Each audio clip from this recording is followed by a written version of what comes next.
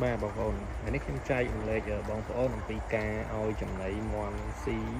នៅពេលយប់បងប្អូនមន់ពងអញ្ចឹងការដាក់ចំណីមន់ពងយើងនៅពេលយប់សាច់ខែក្តៅគឺយើងដាក់ឲ្យស៊ីនៅពេលយប់បងប្អូនបាទដាក់ពេលយប់គឺមានអត្ថប្រយោជន៍មួយគឺឲ្យមន់របស់យើងហ្នឹងគឺស៊ីបានច្រើនបងប្អូនកាលណាតែយើងដាក់ពេលថ្ងៃមន់យើងគឺអត់សូវស៊ីទេដោយសារតែវាក្តៅជាងយើងដាក់ពេលយប់គឺមន់របស់យើងស៊ីបានច្រើនអញ្ចឹងកាលណាតែមន់យើងស៊ីបានច្រើនធ្វើឲ្យមន់របស់យើងមានសុខភាពល្អពងក៏បានច្រើនដែរបងប្អូនភាគរយក៏ល្អហើយពងរបស់យើងគឺសម្បូរពងលេខ1ដោយសារតែវាស៊ីច្រើនពងរបស់វាគឺក៏ធំល្អតាមនឹងដែរបងប្អូនអញ្ចឹងនេះជាអត្ថប្រយោជន៍ដែលយើងឲ្យមន់យើងស៊ីនៅពេលយប់បងប្អូននេះបងប្អូនពេលស្រេចហ្នឹងមន់នេះឡើងគឺវានៅតែស៊ីដដែលឯងអត់តន់ដេកទេនេះគឺយើងដាក់ឲ្យវាស៊ីម៉ោង6ជាងហើយឥឡូវនេះវាចូលម៉ោង8កន្លះហើយអញ្ចឹងវាស៊ីឆ្អែត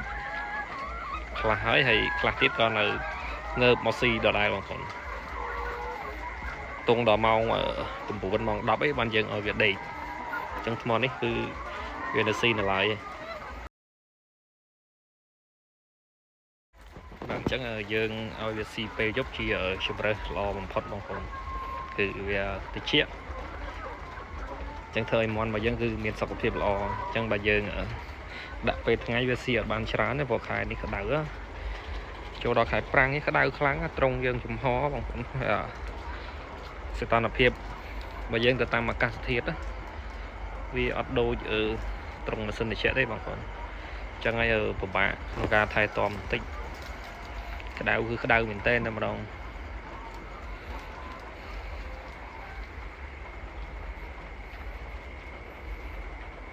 ខែត្រជាក់គឺត្រជាក់ទៅអញ្ចឹងគឺយើងពិបាកគ្រប់គ្រងទៅលើសីតុណ្ហភាពអញ្ចឹងរៀងពិបាកតិចចំពោះមន់ពងរបស់យើងណាស្មនេះឲ្យម៉ោង8ជាងនៅក្នុងទ្រុងមន់ឡើយបងប្អូនតែយើងចាំមន់ទៅមកទ្រុងមន់ទៅមកទ្រុងមន់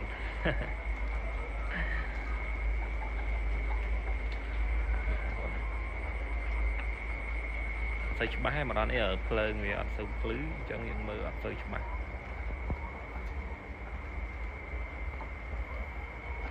កាលនេះ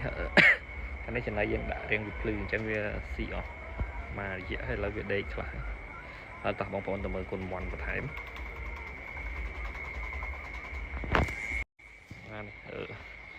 ត្រង់គុណមន់របស់យើង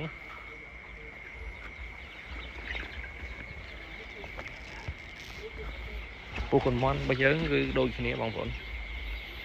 ដាក់ឲ្យស៊ីពេលយប់ពេលថ្ងៃ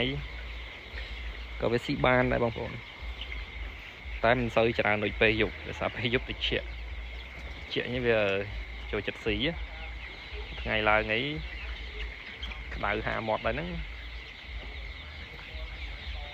ហើយគុណមន់របស់យើងនេះគឺអាយុវា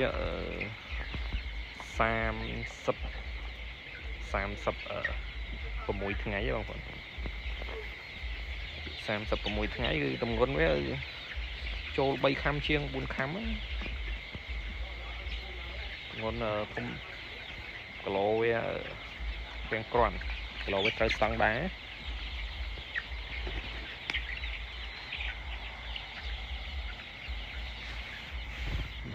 ស្អាតណាគុណមន់យើងនេះគុណមន់ពង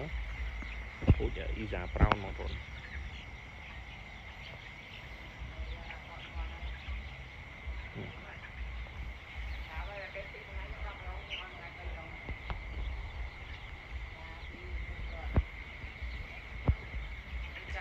នេះដូចបងប្អូនឃើញហ្នឹងស្មនេះឡើងគឺខ្លះស៊ីខ្លះដេកនេះណែនត្រង់ហើយមកត្រង់ចូលលើ2500ក្បាលបងប្អូននេះសាំងយើងគុណមន់ស្រែ